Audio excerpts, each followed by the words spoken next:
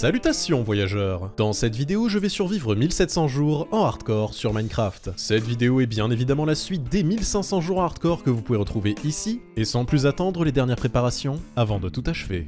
Avant toute chose, il est temps de retirer cette abomination aléatoire. Faire ce genre de structure complexe sans plan ne mène nulle part, surtout lorsque l'on est seulement équipé de 2 braves neurones de décoration. J'ai une bien meilleure idée de design pour le cristal central, et c'est d'argent pur dont on parle, ça prend du temps à ramasser. J'y étais jusqu'au jour 1503, et une fois nettoyé, j'ai passé le reste de la journée à mesurer les dimensions de la vieille ville. Je veux trouver le point central, c'est ici que sera construit le cristal principal. Et il est temps de vous partager un problème. Le terrain pour les jardins n'est pas symétrique, et ça m'embête.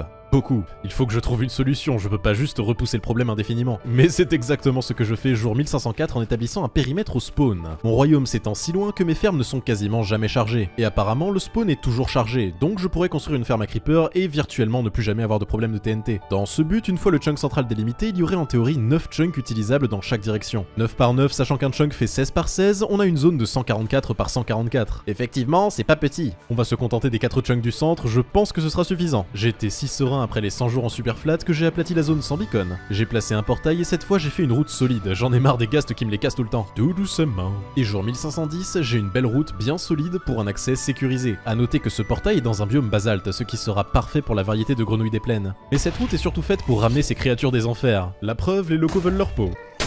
Et tu fais quoi, toi? Il m'en faut plus. Si les chatons ont grandi quand je reviens alors que j'étais pas dans la zone, ça voudra dire que la théorie était juste. J'en ai perdu un, mais il a décidé de ne pas passer les portails. Bon bah, reste en chat. Étant bien parti, j'ai décidé d'utiliser les blocs qu'il me restait pour construire une route vers le canyon que j'ai trouvé la dernière fois. J'aime ce bloc. Des routes en cobble. On est jour 1513 et j'ai encore des routes en cobble. Il était temps d'apporter un peu d'ordre. J'ai remarqué que le portail du spawn était juste en dessous de la route. J'ai naturellement commencé la connexion et c'était un peu trop d'émotion pour le chat dissident. Oh là là, non! Anyway... Cette annexe connecte aussi le portail de Gamelon et celui de ma première base, ce qui est terriblement soyeux. Oh, salutations! J'ai presque plus de pierres, demain sera le dernier jour de renforcement. Je me félicite de cette initiative. J'ai plus de cailloux, mais c'est déjà beaucoup plus respectable.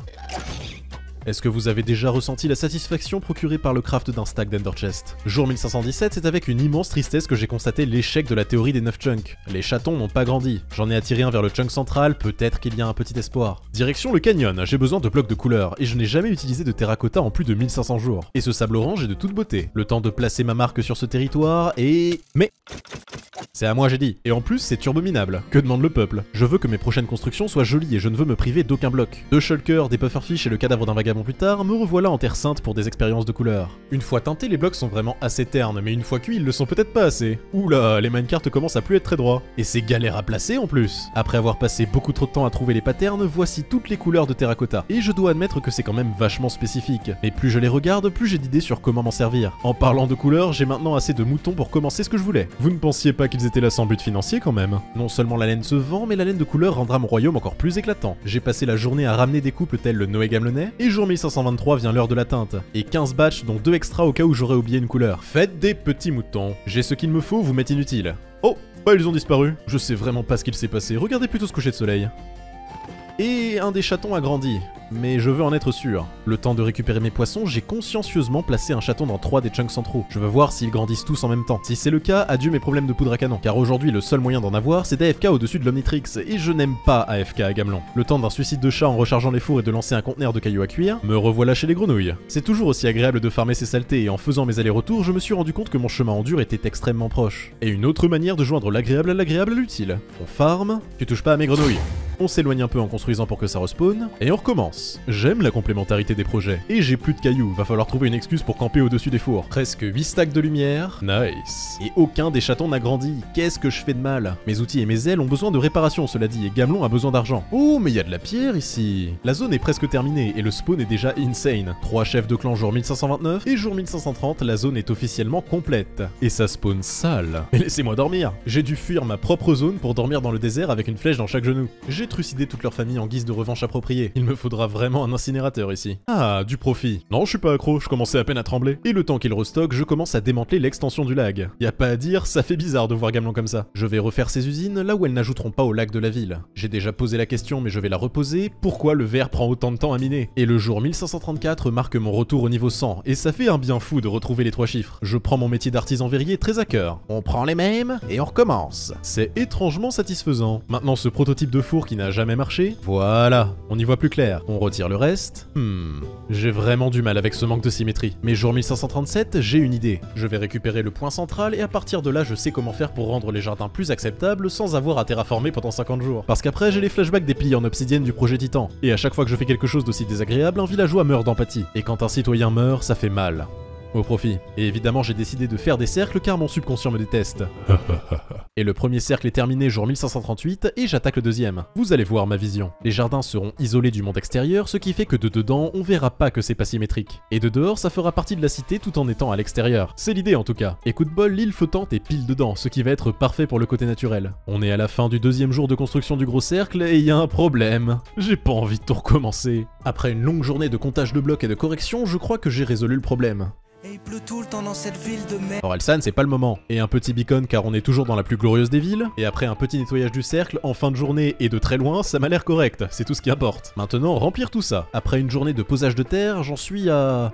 bah rien. Bon, je veux un grand jardin. Après le trauma du projet Titan, placer de la terre à l'extérieur de Gamelon et sous le soleil, le paradis. Et faire des choses répétitives débloque des idées. Ma collection de pivots d'il y a 10 ans peut en témoigner. Je veux une fontaine. Il y aura toute la flore possible, donc pourquoi pas sous-marine. On y est presque. Et le gros cercle est rempli. Le temps de mettre à niveau le petit et de dégager la zone. Celui-là est calculé pour être 2 fois moins large, donc ça devrait aller plus vite. Bah, même pas vu passer. Gamelon a ses 2 annexes, maintenant il faut pouvoir y accéder. Le tout le plus naturellement possible, évidemment. Une petite touche de civilisation, parfait. Et pendant tout ce temps, je reproduis la laine. Ils ont réussi à s'accoupler à travers la terre, ça c'est de la détermination. Direction Titan. Gustavo, je peux t'appeler Gus. Petite expérience, de quelle couleur sont les grenouilles dans l'End? On va le savoir.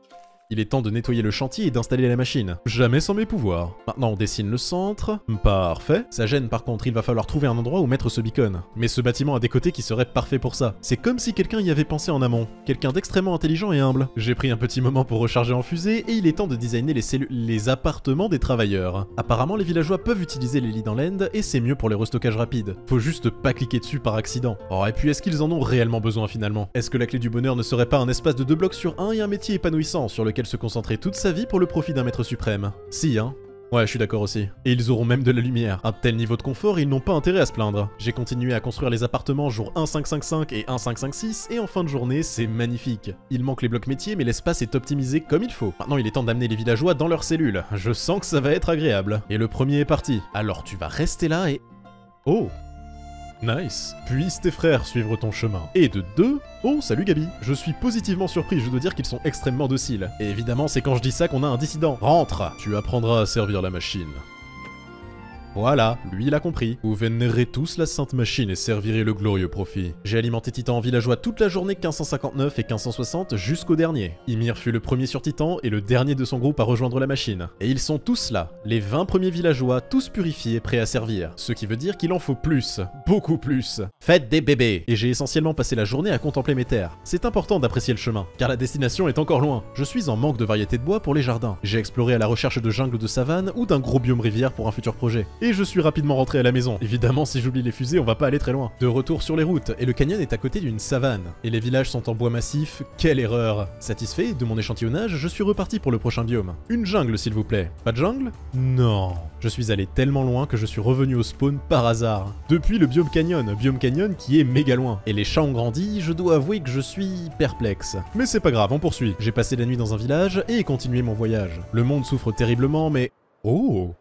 Enfin, et elle est magnifique. L'échantillonnage va pas se faire à la pipette, mais à la pelleteuse. C'est une shulker de bois et un stack de pouces ou rien. Et c'est bien parti, un honorable stock quand la jungle s'est obscurcie. La récolte n'est pas finie, mais la jungle me sourit et me donne ce dont j'ai envie. J'ai continué jusqu'à la fin du jour 1567 et c'est avec une shulker pleine de bois et quasi 2 stacks de pouces que je repars satisfait. Par le nether, hein. Mais elles sont sur le point de casser. Le temps de faire des bébés à tout ce qui peut en faire, je récolte de l'argile pour activer les premiers maçons de la machine. Agrémenté évidemment de quelques pierres, et c'est parti. L'activation simple sans raid m'a rapporté 10 stacks d'émeraude. J'aime bien. Vert. La réponse, c'est vert. J'ai besoin de bébés, donc retour sur les jardins. Je veux une fontaine. Est-ce que j'ai déjà construit une fontaine dans ma vie? Bien sûr que non. Est-ce que je vais perdre beaucoup trop de temps à improviser? Bien sûr que oui. En vrai, j'ai l'impression que je tiens un truc. Et j'aime bien la durite, juste parce qu'on dirait du marbre. Un petit peu de texture parce que j'y pense jamais. J'ai continué mes improvisations et sans m'en rendre compte, on était déjà le soir. J'aime bien. Pour une première fois, j'aime bien. Oh, et j'ai une idée. La verdure ajoute quelque chose. Maintenant, le moment de vérité, le temps de régler quelques problèmes d'eau, et je voulais du marbre pour les jardins royaux et je suis satisfait de ce bloc. Maintenant, Maintenant les chemins, les contours, et en fin de journée j'apprécie de plus en plus cet effet beaucoup trop marbré. Mais malheureusement pas de gâteau pour vous aujourd'hui, mais des bons légumes de nos régions. J'ai commencé à préparer quelques shulkers le soir venu, je ne peux pas rester sans mes fermes automatiques, et elles alimenteront parfaitement la machine. La ferme à melon et à citrouille sera ici, et elle sera sinistre. Premier étage et la lumière est extra importante vu que l'on est dans l'espace. Et l'espace est si paisible une fois conquis. Autrefois, il y a fort longtemps, vivait ici un dragon. On en a fait du chemin. Ces fermes seront énormes, je veux une production industrielle. Et comme c'est l'espace, il n'y a rien d'autre à charger, donc pas de lag. En théorie, expédition piston. Je suis à court. 3 stacks feront l'affaire, agrémentés d'un stack de répéteurs, cela me siera. Et on reprend, on y est presque. Et 10 étages, et ça commence déjà à produire. Et devinez quoi? Il faut faire la petite sœur. Elle sera identique en tout point, sauf qu'elle cultivera les citrouilles. Je commence à avoir le rythme, ça va plutôt vite quand on n'a pas à faire d'aller-retour. Par contre, ça me tank mes stocks de redstone, c'est une folie. J'en suis réduit au dernier bloc de réserve, c'est pas bon ça. Avant-dernier étage, et je commence à manquer d'observeurs et de répéteurs. Dernier aller-retour, et la première batterie est terminée. 20 étages de plaisir. Comme j'en ai plein, j'utilise des hoppers pour récupérer les drops en attendant la connexion à la machine. Et je sais déjà comment la décorer. Mais pour ça, je dois débloquer une deuxième couleur de néon. Ça tombe bien, le portail du spawn est dans un biome basalte des plus croustilles crémeux. Le temps d'y apposer ma marque et... Qu'est-ce que c'est que ce portail? J'ai fait un petit détour et... Quoi? Je comprends pas trop ce qui se passe. On va l'ignorer.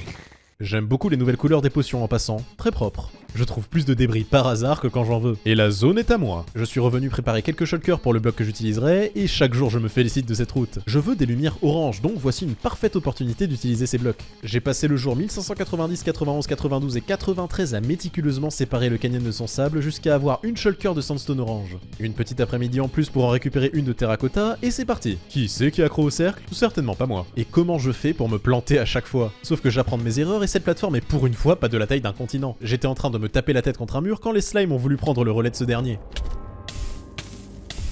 J'ai fait une pause le temps de réfléchir à mes options, prier pour que les roquettes fonctionnent sous la lave, puis j'ai fait surface.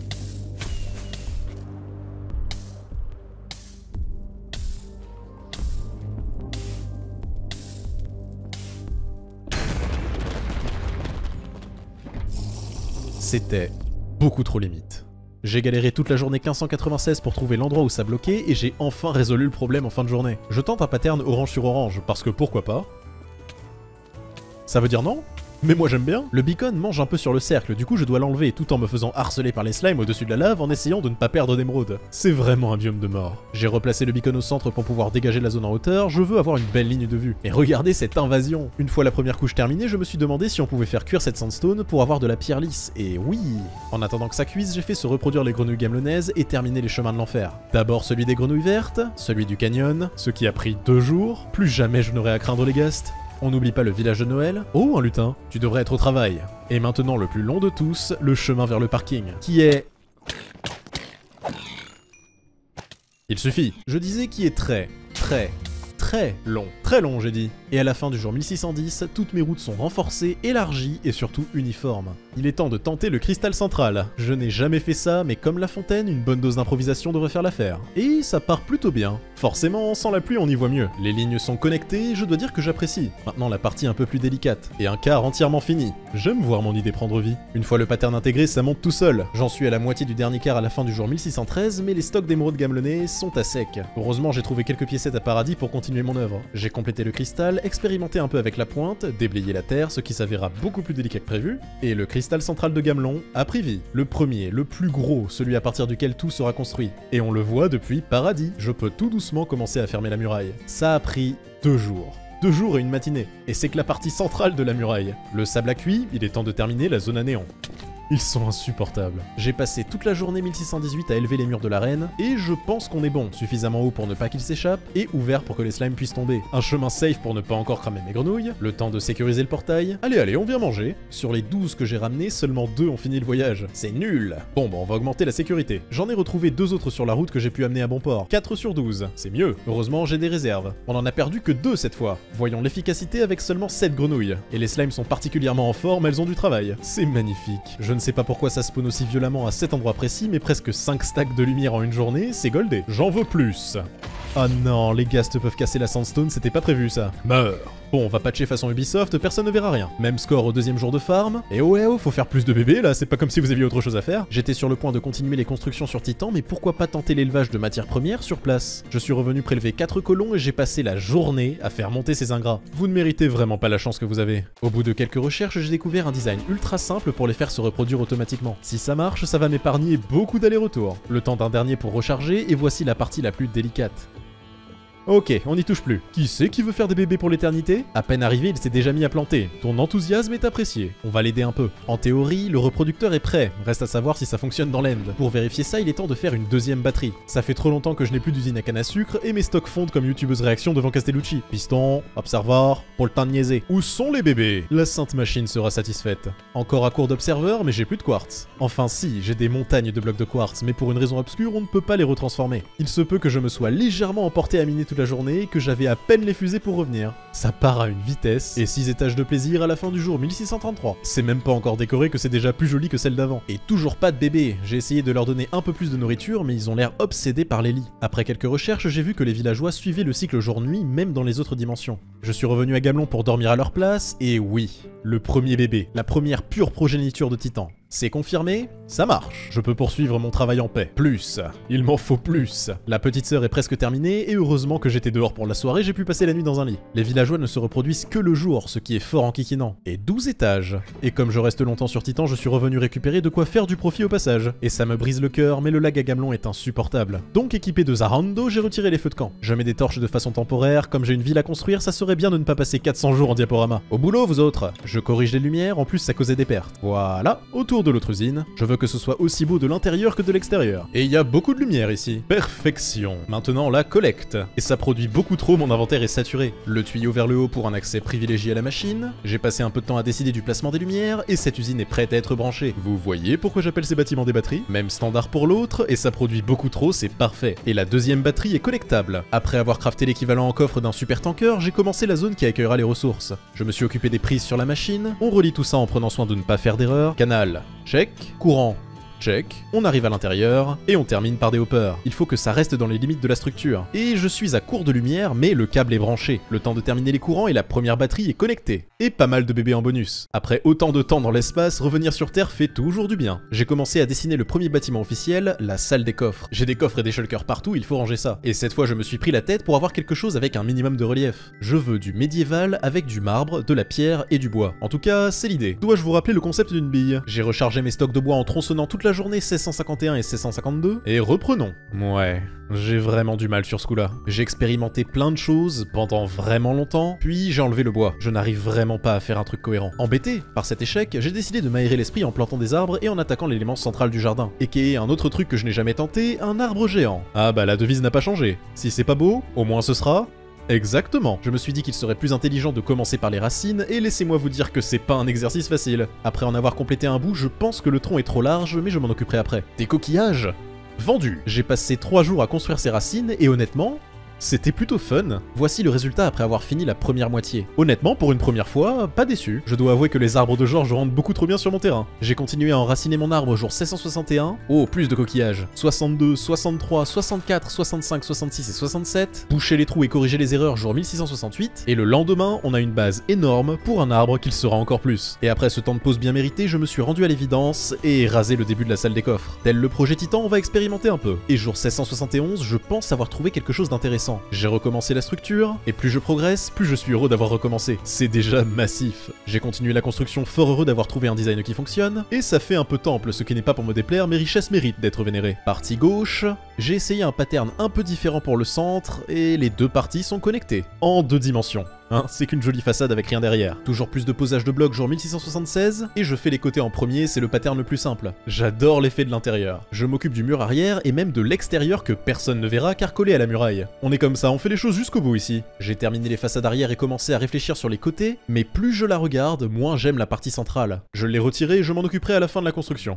J'étais bien parti sur le côté droit, mais problème de symétrie. Rien qu'une journée sous la pluie et un peu d'inventivité ne saurait résoudre. J'ai rapidement placé la première ligne de l'autre côté histoire de ne pas faire d'erreur, barre et ça monte tout seul. Et jour 1682, le bâtiment est en 3D et la maison de Fritz flotte gentiment au-dessus. D'ailleurs, on va la nettoyer un peu. Voilà, ça fait beaucoup trop de temps que je construis non-stop, j'ai besoin de me dégourdir les armes. Et Gamelon est en rate d'émeraude, ce qui me plonge dans un abîme de tristesse infinie. Je suis arrivé quelques minutes avant le coucher du soleil, mais le spawn est insane. 3 chefs de clan en une soirée, mais je me suis souvenu que j'avais déplacé le lit. J'ai dû donc galérer à tuer des moutons au milieu des creepers et des sorcières pour enfin pouvoir dormir. Me revoilà, amenez vos généraux, c'est un bonheur. Allez, aidez-moi à me dérouiller. C'était d'une rare violence, Poco a mordu leur chair avec férocité et vigueur. Après le réconfort, plus de réconfort. J'ai passé la journée à trade à Paradis jusqu'à tous les saturer et j'ai rapidement bifurqué sur Titan pour voir la rentabilité de la machine avec seulement 20 villageois. Et en une seule tournée sans qu'il n'ait rafraîchi, 5 stacks d'émeraude. Je suis revenu à Paradis pour faire tourner l'usine à Creeper et la rentabilité est déjà à 2 stacks de blocs d'émeraude. J'étais tranquillement en train de poursuivre ma noble mission quand... Pourquoi je ne suis plus le héros du village?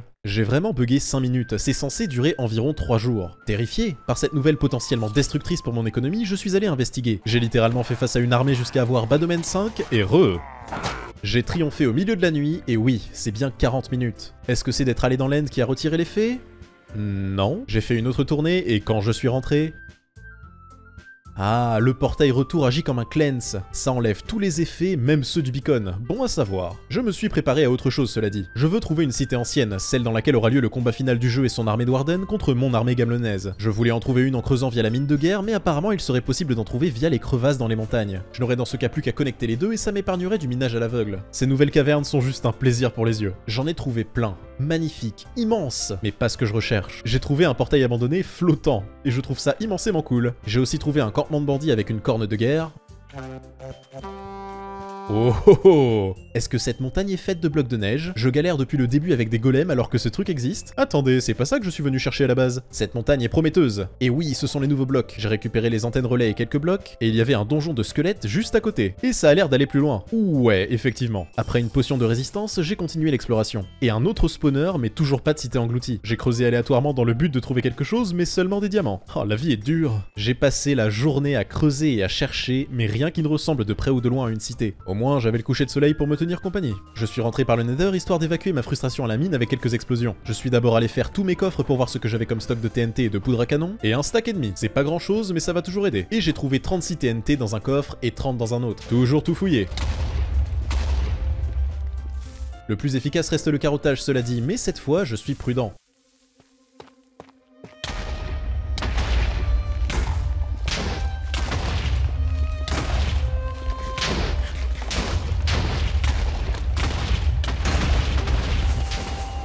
Alors, j'avais pas mes fusées à portée et j'ai peut-être sous-estimé celle des TNT. Mais j'ai pas du tout eu peur. Non, non, non. Donc je suis retourné explorer dans une autre direction. Ne pouvant pas croire que la technique qui marche avec tout le monde ne marche pas avec moi, j'ai exploré des caves de l'infini, presque détruit mes élytras, dormi avec une très belle vue, et jour 1694, comme un don divin, je crois que c'en est une. La zone est absolument infestée et je refuse de prendre le moindre risque. J'ai exterminé tout ce qui pouvait l'être et je me suis enfoncé sous terre. Une cité immense. J'étais absolument terrifié. Même si l'endroit regorge de ressources précieuses, l'effet Darkness est absolument flippant. Et je sais que c'est le signe de mes ennemis. Malheureusement, je dois fuir pour le moment, mais je reviendrai. J'ai passé le jour 1695 à miner dans le noir jusqu'à être à bonne distance pour placer un portail et rentrer à la maison. Après avoir eu peur pour ma vie, j'ai décidé de passer les derniers jours à finir mon bâtiment gamelonné tout en réfléchissant à un plan d'attaque pour les 2000 jours. Il reste plus que le toit à finir. Oh, j'aime bien. Avec des torches, ça sera parfait. Mais on va d'abord finir le plafond. J'ai expérimenté avec différents combos, mais celui-là est le meilleur. Le toit est terminé jour 1698. Mes 2 neurones de déco ont donné tout ce qu'ils avaient, mais j'adore. J'avais vraiment du mal à trouver quelque chose qui fonctionne pour le centre jusqu'à ce que je copie les côtés. Des fois je me demande pourquoi je me complique la vie quand la solution la plus évidente est la meilleure. Et jour 1700,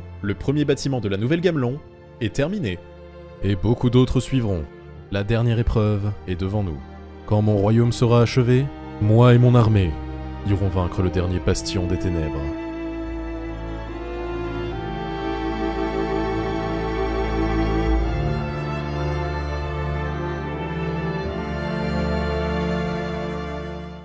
Hey, petit message pour vous dire que j'ai créé une chaîne TikTok officielle. J'en avais marre de tous ceux qui se faisaient passer pour moi. Il faut que l'on soit suffisamment nombreux pour pouvoir reporter les voleurs, donc si vous voulez donner un coup de main, le lien est en description. Encore merci également à Viking Rise qui sponsorise la vidéo et vous permet de gagner une Nintendo Switch. Ils offrent aussi tout plein de cadeaux in-game, donc si vous avez un faible pour la mythologie nordique, jetez un œil. Le lien est aussi en description.